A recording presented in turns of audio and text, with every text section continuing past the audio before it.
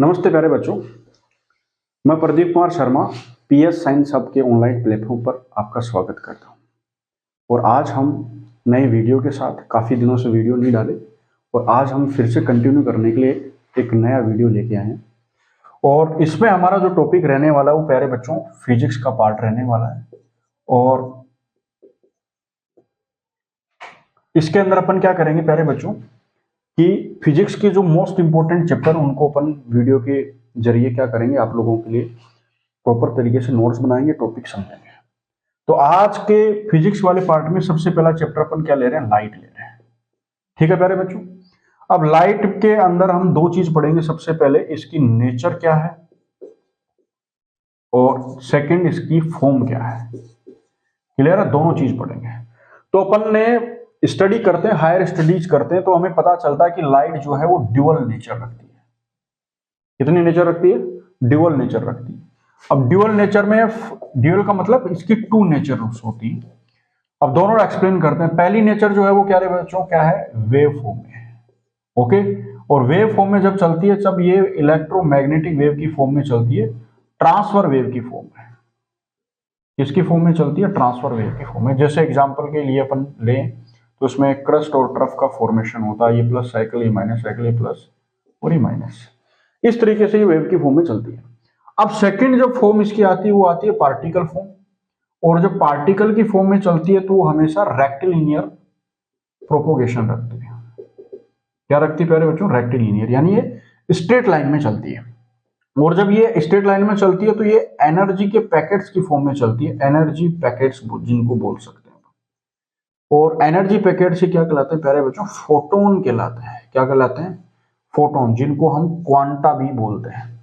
और क्वांटा से यहीं से क्या आती है? क्वांटम मैकेनिक्स आती है स्ट्रेट लाइन की फॉर्म में। और इसका बेस्ट एग्जांपल जो है पार्टिकल फॉर्म में हम लेजर के अंदर देख सकते हैं। इसके अंदर देख सकते हैं लेजर। अब यहां अपन पार्टिकल का डिस्कस नहीं करेंगे, अपन यहां वेव की फॉर्म का डिस्कस करेंगे। और वेव की वजह से इसके अंदर क्या क्या प्रॉपर्टीज आती है, क्या क्या इसके जो एग्जाम्पल हैं देखे जा सकते हैं, वो अपन पढ़ेंगे। अब बात करते हैं इसकी फॉर्म की। तो फॉर्म क्या है? ये एनर्जी की फॉर्म में है। और जो हमें क्या देता है? Sense of vision. Sense of vision देता है। यानी लाइट की वजह से हम काफी सारे जो ऑब्जेक्ट्स हैं उनको हम विजिबल कर पाते हैं, उनके कलर, साइज, शेप के बारे में अपन देख पाते हैं। ओके, क्लियर है प्यारे बच्चों? तो अपन ये फॉर्म की बात कर ली। अब अपन बात करते हैं सिलेबस के अकॉर्डिंग, टॉपिक वाइज अपन डिस्कस करते हैं। तो सबसे पहले अपना लाइट का जो टॉपिक है वो प्यारे बच्चों वो क्या है? रिफ्लेक्शन है। क्या है प्यारे बच्चों? रिफ्लेक्शन है। अब रिफ्लेक्शन एक्चुअल में है क्या, तो इसको डायग्राम से समझाते हैं। रिफ्लेक्शन एक्चुअल में है क्या? अपना ये एक रिफ्लेक्टिंग सरफेस है। ओके। और रिफ्लेक्टिंग सरफेस अपन ले लेते हैं क्योंकि रिफ्लेक्शन के लिए हमें सरफेस की जरूरत पड़ती है, वो भी रिफ्लेक्टिंग होनी चाहिए। और सरफेस जनरली दो टाइप की, वो आगे अपन टाइप्स ऑफ रिफ्लेक्शन पढ़ेंगे तब इसमें डिस्कस करेंगे। ओके। तो जब किसी मीडियम के यानी रिफ्लेक्टिंग सरफेस के ऊपर कोई भी लाइट रे यदि फॉल होती है और ये इस पॉइंट पे फॉल हो रही है, अब ये पॉइंट क्या बन जाएगा? पॉइंट ऑफ इंसिडेंस बनेगा। पॉइंट ऑफ इंसिडेंस बनेगा। क्लियर है प्यारे बच्चों? पॉइंट ऑफ इंसिडेंस क्यों बना? क्योंकि इसी पॉइंट पे, इस सरफेस के ऊपर, इसी पॉइंट पे हमारी ये रे कौन सी बोलते हैं? इसको बोलते हैं इंसिडेंट रे। ये इंसिडेंट रे है, इसके ऊपर ये फॉल हो रही है, स्ट्राइक हो रही है, तो ये पॉइंट ही क्या बन जाएगा? Point of incidence. और इसी पॉइंट पे अपन एक इमेजरी लाइन ड्रॉ करते हैं जिसको हम क्या कहते हैं? नॉर्मल बोलते हैं। अब इमेजरी लाइन की जरूरत क्यों पड़ी? क्योंकि हम इसमें चेक करते हैं, क्या चेक करते हैं कि ये इस के साथ कितना एंगल बना के आ रही है। और ये जो एंगल बनता है वो आई कहलाता है। आई क्यों बोलते हैं? क्योंकि ये नॉर्मल और इंसिडेंट रे के बीच का एंगल है, तो इसको हम क्या बोलते हैं? Angle of incidence. Angle of incidence बोलते हैं। क्लियर है? ओके। अब जैसे इससे टकराएगी तो ये सेम मीडियम में एक डेफिनेट डायरेक्शन में बाउंस बैक होगी और उतने ही एंगल से होगी। तो ये एंगल जो है वो क्या बन जाएगा? आर। और ये रे क्या कहलाएगी? रिफ्लेक्टेड रे कहलाएगी। क्या कहलाएगी प्यारे बच्चों? Reflected ray. और ये एंगल क्या बनेगा? अपना रिफ्लेक्टिंग एंगल बन जाएगा। ओके। अब इसको अपन डेफिनेशन के जरिए इसको समझते हैं कि व्हेन ए लाइट रे fall on a reflecting surface and after striking the ray goes in a the ray bounce back in a definite direction in the same medium. Such type of reflection या such type of the phenomena is called reflection of the light. Clear प्यारे बच्चों, इसको diagram से अपन ने समझा दिया है। Okay, तो इसको अपन बोलते हैं रिफ्लेक्शन ऑफ द लाइट। अब इसमें अपन ने काफी सारे जो टर्म्स हैं वो अपन ने देख लिए। इसको इंसिडेंट रे बोलते हैं, इसको पॉइंट ऑफ इंसिडेंट बोलते हैं, इसको रिफ्लेक्टिंग रे बोलते हैं, ये रिफ्लेक्टिंग एंगल है, ये इंसिडेंस एंगल है, ये नॉर्मल है और ये रिफ्लेक्टिंग सरफेस है। क्लियर प्यारे बच्चों, अब बात करते हैं अपन किसकी, टाइप्स ऑफ रिफ्लेक्शन की बात करते हैं। टाइप्स ऑफ रिफ्लेक्शन की बात करते हैं। तो टाइप्स ऑफ रिफ्लेक्शन है क्या, समझो इसको। टाइप्स ऑफ रिफ्लेक्शन किसके अकॉर्डिंग अपन डिसाइड करते हैं, टाइप ऑफ रिफ्लेक्शन किस पे अपन करते हैं, on the basis of surface, यानी नेचर ऑफ सरफेस के अकॉर्डिंग करते हैं। तो जनरली हमारे पास सरफेस क्या होती है, दो ही टाइप की होती है। तो फर्स्ट क्या है, यदि सरफेस हमारी क्या है, रफ सरफेस है, तो रफ सरफेस को अपन किस तरीके से बनाते हैं, थोड़ा इस तरीके से डिनोट करते हैं, ठीक है। और ये अपन ने उसको रिफ्लेक्टिंग में यानी पॉलिश बना दिया, ओपेक बना दिया, क्योंकि रिफ्लेक्शन जनरली किन सरफेसेस से होता है, ओपेक सरफेसेस से होता है। अब यहां अपन क्या करेंगे, इस डायग्राम में अपन ने रे का यूज किया था, सिंगल रे का, ठीक है। अब यहां अपन किसका यूज करेंगे, बीम का यूज करेंगे। तो हमने 4 रे का बीम ले लिया, 4 रेज का बीम। ओके, अब प्यारे बच्चों बीम क्या है, बीम एक्चुअल में ग्रुप ऑफ रेज, क्या होता है प्यारे बच्चों, ग्रुप ऑफ रेज। अब उसमें कितनी भी हो सकती है, तो उसको हम क्या बोलते हैं, बीम बोलते हैं। ओके, तो हमने यहां कितने रेज का ग्रुप लिया, 4 रेज का ग्रुप लिया। अब यहां जैसे इसे स्ट्राइकिंग करेंगे इस पॉइंट पे, तो हर रे के लिए क्या बनेगा, पॉइंट ऑफ इंसिडेंस बनेगा, और हर एक के लिए क्या बनेगा, एक नॉर्मल बनेगा। क्लियर है। और वही यहां प्रॉपर्टी शो करेंगे कि ये सेम डायरेक्शन में, डेफिनेट डायरेक्शन में बाउंस बैक हो जाएंगे, सेम एंगल से। और इसमें एक खास बात देखने को मिलेगी कि रिफ्लेक्शन के बाद सारी की सारी रेज जो है वो क्या होती है, एक दूसरे के पैरेलल होती है। सॉरी, ये क्या होती हैं, अपने पास रफ सरफेस है, तो रफ सरफेस में तो क्या होगा, वो जिगजैग लाइन में जाएंगी, एनीवेयर जाएंगी, डेफिनेट डायरेक्शन में नहीं जाएंगे। ओके, तो ये एक दूसरे को कट कर देंगे, एक दूसरे के पैरेलल नहीं जाएंगे। ओके प्यारे बच्चों, तो इसमें क्या हो जाएगा, इस तरीके से इसके अंदर डायग्राम बनेगा कि यानी जब कोई भी लाइट रे का जो बीम है, 4 अपन ने कितने रे का बीम लिया, 4 रे का, और ये रफ सरफेस के ऊपर गिरेगा, तो स्ट्राइकिंग के बाद क्या होगा, ये एनीवेयर कहीं भी जा सकती है, आफ्टर स्ट्राइकिंग एक दूसरे के पैरेलल नहीं होती है। ऐसे रिफ्लेक्शन को हम क्या बोलते हैं, इरेगुलर। क्या बोलते हैं प्यारे बच्चों, इरेगुलर रिफ्लेक्शन बोलते हैं। क्या बोलते हैं, इरेगुलर रिफ्लेक्शन बोलते हैं। और जनरली इरेगुलर रिफ्लेक्शन क्या कहलाता है, डिफ्यूज्ड। क्या कहलाता है, डिफ्यूज्ड रिफ्लेक्शन कहलाता है।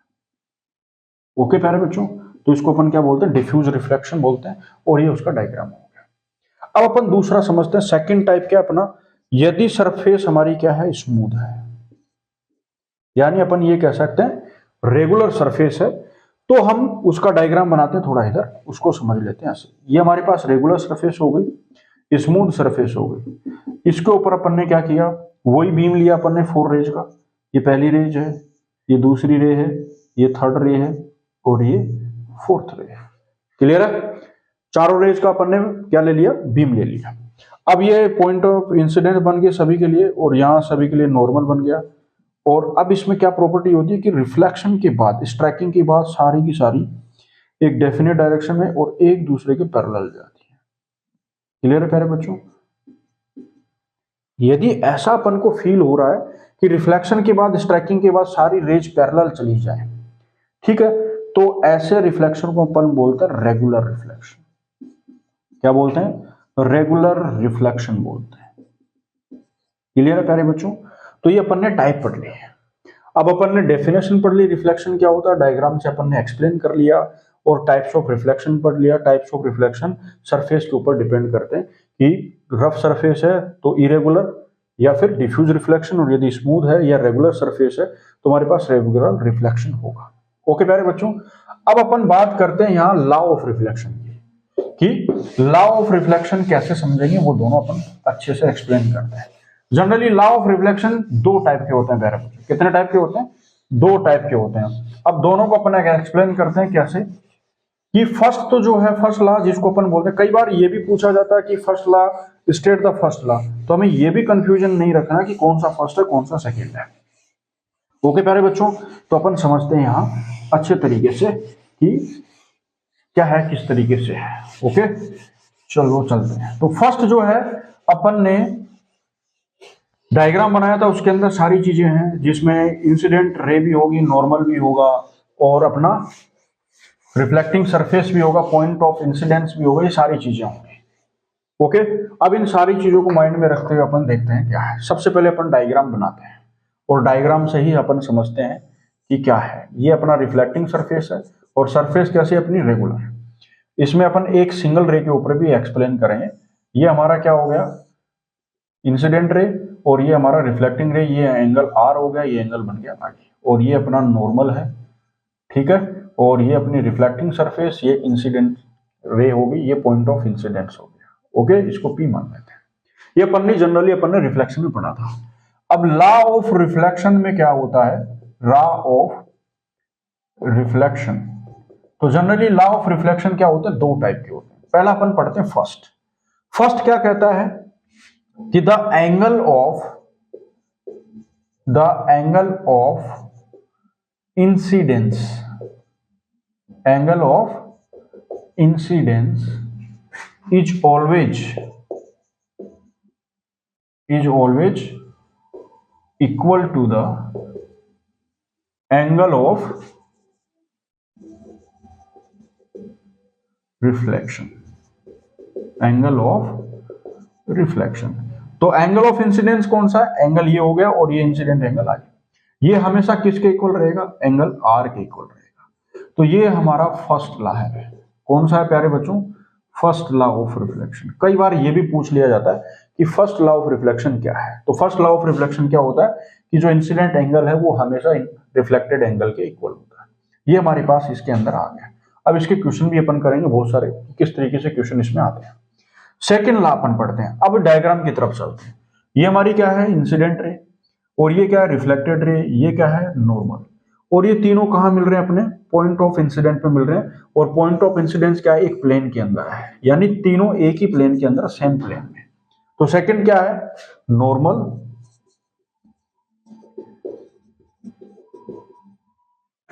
रिफ्लेक्टेड रे और incidence ray, incident ray lie on the same plane, यानी एक ही प्लेन में होते हैं। ठीक है प्यारे बच्चों, तो ये हमारे पास क्या थे, दो इसके टाइप, दोनों लॉ अपन ने पढ़ लिए लॉ ऑफ रिफ्लेक्शन में। फर्स्ट क्या है कि आई और आर दोनों इक्वल होते हैं। सेकंड क्या है कि नॉर्मल है, रिफ्लेक्टेड रे है और इंसिडेंट रे है, तीनों क्या होते हैं, एक ही प्लेन में होते हैं, lie on the same plane. ये दोनों टाइप के लॉ अपन ने पढ़ लिए। क्लियर है प्यारे बच्चों। अब अपन बात करते हैं इमेज फॉर्मेशन प्लेन मिरर में और स्फेरिकल मिरर्स में। ओके प्यारे बच्चों, उससे पहले अपन को काफी सारी चीजें पढ़नी पड़ेंगी, तभी वो समझ में आएंगी। ओके, तो अपन पहले बात करते हैं टाइप्स ऑफ रेज। किसकी बात करते हैं, टाइप्स ऑफ रेज की बात करते हैं।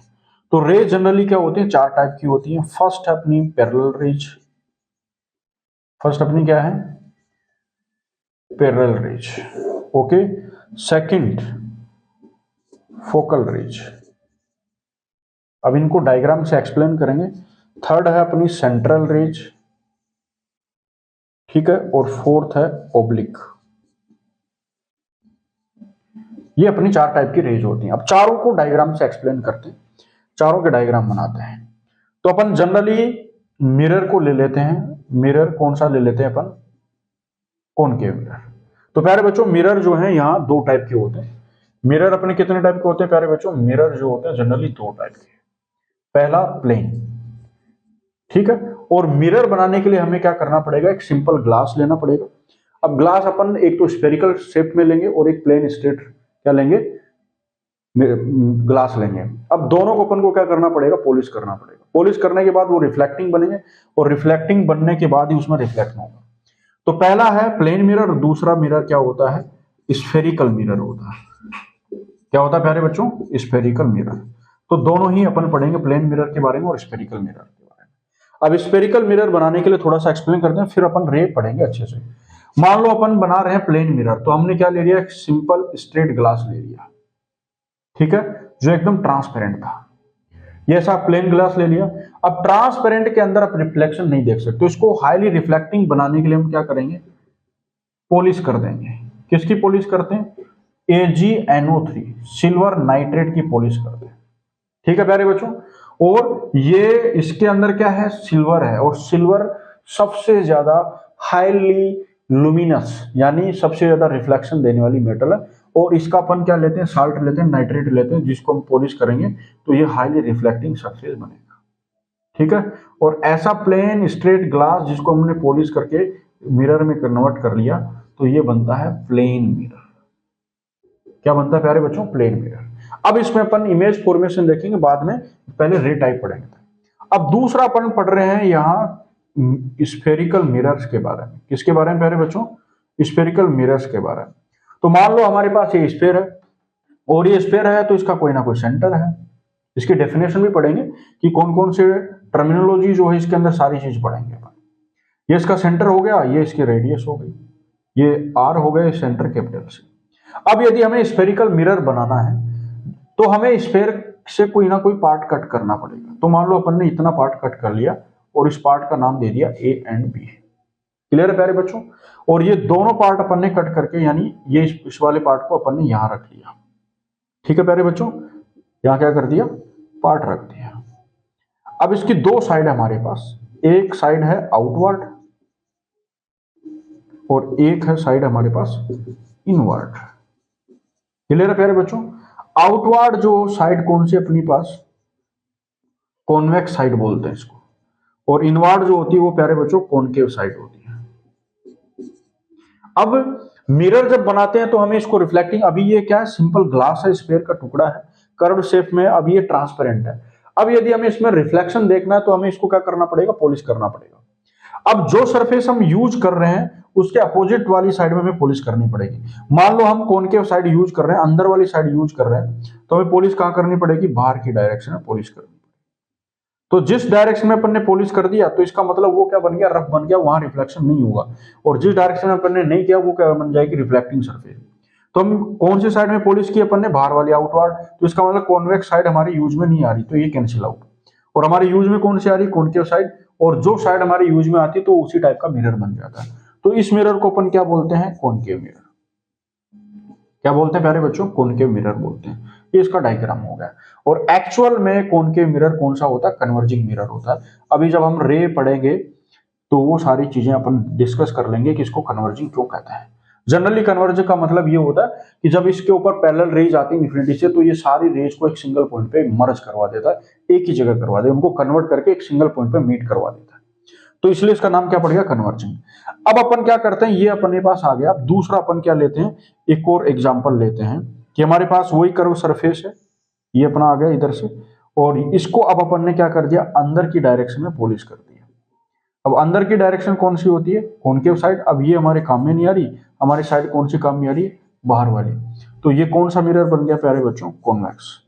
कौन सा बन गया, कॉन्वेक्स मिरर बन गया। क्लियर है।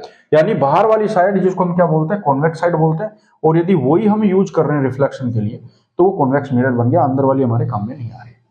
अब कॉन्वेक्स मिरर एक्चुअल में क्या कहलाता है, डाइवर्जिंग। क्या कहलाता है प्यारे बच्चों, डाइवर्जिंग मिरर कहलाता है। डाइवर्जिंग मिरर क्यों कहलाता है, क्योंकि ये जब जितनी पैरेलल रेज आ रही है तो ये उन सबको डाइवर्ट कर देगा, दूर दूर फैला देगा, इसलिए इसको क्या बोलते हैं, डाइवर्जिंग मिरर बोलते हैं। तो प्यारे बच्चों हमारे पास क्या आ गए, दोनों टाइप के मिरर आ गए, प्लेन और स्फेरिकल मिरर, सारे अपन ने पढ़ लिए अच्छे से।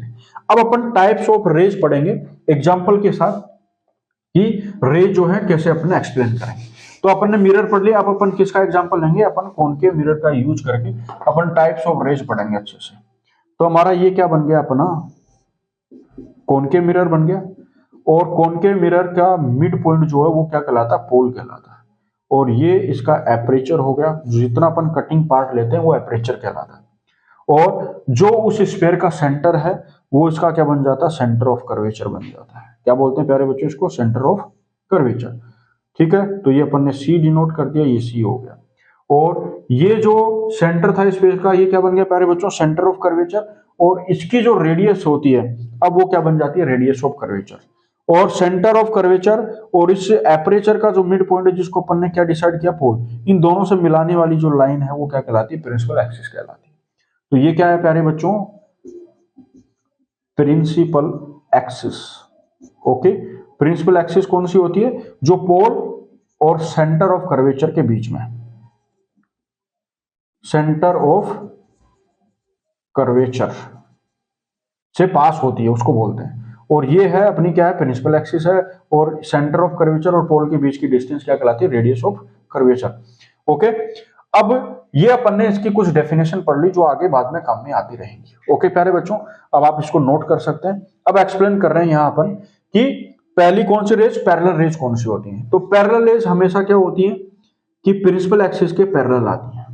ये आ गई है और ये इसकी डायरेक्शन हो गई, ये इन्फिनिटी से आ रही है तो यहां अपन ऑब्जेक्ट को डिनोट नहीं करेंगे। क्लियर प्यारे बच्चों। अब ये इससे पास हो गया और ये जैसे पास होगा तो प्रिंसिपल एक्सिस के किसी ना किसी पॉइंट पे कट करेगा और ये इंसिडेंट रे, तो यहां अपना जो सेंटर है वो नॉर्मल का काम करेगा। किसका काम करेगा, नॉर्मल का। और यहाँ एंगल जो बन रहा है वो क्या बनेगा, आई, और ये एंगल क्या बनेगा, आर। अब ये जिस पॉइंट पे प्रिंसिपल एक्सिस पे कट करता है तो वो क्या कहलाता है प्यारे बच्चों, फोकस कहलाता है। क्या कहलाता है, फोकस कहलाता है। क्लियर है। तो इसको अपन क्या कहते हैं, फोकस कहते हैं। तो ऐसी रेज जो प्रिंसिपल एक्सिस के पैरेलल आए और वो फोकस से पास हो जाए तो ऐसी रेज को अपन क्या बोलते हैं, पैरेलल रेज बोल रहे हैं। तो अपन एक रे नीचे से भी ले सकते हैं, नीचे से रे आ रही है तो वो इससे पास होगी, इस तरीके से आ सकती है, ये इसकी डायरेक्शन होगी और ये इस तरीके से आ रही है। ओके प्यारे बच्चों, इस तरीके से अपन ने पैरेलल रेज का एग्जांपल ले लिया। ओके, अब बात करते हैं फोकल रेज। फोकल रेज क्या होता है, अपोजिट होती है किसके, पैरेलल रेज के। ये अपना डायग्राम है, ठीक है, और ये प्रिंसिपल एक्सिस है, ये इसके ऊपर फोकस है। ठीक है प्यारे बच्चों, अब इसमें क्या करेंगे अपन, डायरेक्शन चेंज करेंगे, यानी हम रे किससे डालेंगे, फोकस से डालेंगे। किससे डालेंगे, फोकस। तो ये फोकस से पास करवाई अपन ने और ये फोकस से पास होने वाली रे रिफ्लेक्शन के बाद प्रिंसिपल एक्सिस के पैरेलल चली जाती है। तो ये फर्स्ट का डायग्राम है और ये किसका डायग्राम है, सेकंड का। ये फोकल रेज थी, स्ट्राइकिंग के बाद यानी रिफ्लेक्शन के बाद ये क्या हो जाती है, पैरेलल चली जाती है। ऐसी रेज को अपन बोलते हैं फोकल रेज। तीसरी आती है सेंट्रल रेज। ठीक है प्यारे बच्चों, अब सेंट्रल रेज को बनाने के लिए अपन एक्सप्लेन करते हैं यहाँ छोटे से डायग्राम से कि ये अपना क्या है, प्रिंसिपल एक्सिस है, ये मिरर की पॉलिश कर दी अपन ने और ये इसका सेंटर है। ठीक है प्यारे बच्चों, अब ये एक्चुअल में क्या है, एक रेडियस है इस स्फीयर की और हर एक रेडियस जो है वो क्या होती है, परपेंडिकुलर होती है सरफेस के पेरिफेरी के। तो इसका मतलब ये यहाँ एक 90 का एंगल बनाएंगे। अब जब अपन इस पे क्या करते हैं, फोल्ड करवाते हैं, इंसिडेंट रे सेंटर से पास करवाते हैं तो ये सीधी चली जाती है और स्ट्राइकिंग के बाद सेम उसी डायरेक्शन में लौट जाती है। क्यों, क्योंकि देखो यहाँ थोड़ा सा डायग्राम में आता है, मान लो अपन ने इसको इस जगह अपन ने डाला इस डायरेक्शन में, तो यहाँ अपना आई एंगल बना और सेम उतना ही एंगल बना के वो रिफ्लेक्ट हो जाएगी।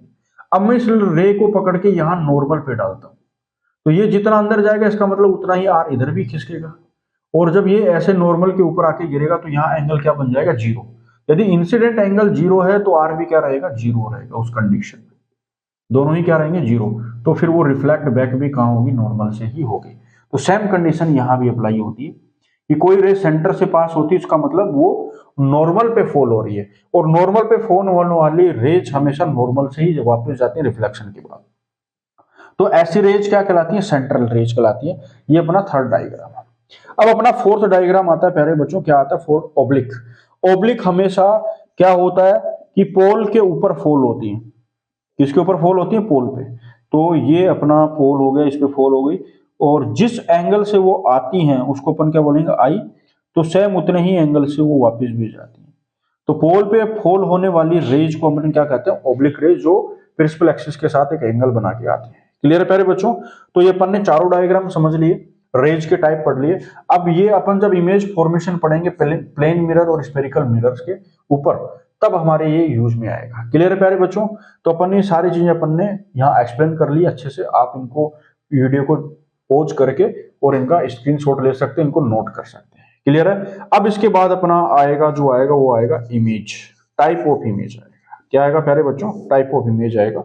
तो जनरली इमेज कितने टाइप की होती है? 2 टाइप की, एक होती है रियल इमेज और एक होती है वर्चुअल इमेज। क्या होती है प्यारे बच्चों? Virtual image. तो इन दोनों को अपन अच्छे से एक्सप्लेन करेंगे विद डायग्राम के साथ, लेकिन ये आपको वेट करना पड़ेगा, ये अगले ही वीडियो के अंदर अपन डालेंगे टाइप्स ऑफ इमेज के बारे में। ओके प्यारे बच्चों, तो आज के लिए इतना ही काफी है। जय हिंद, जय भारत।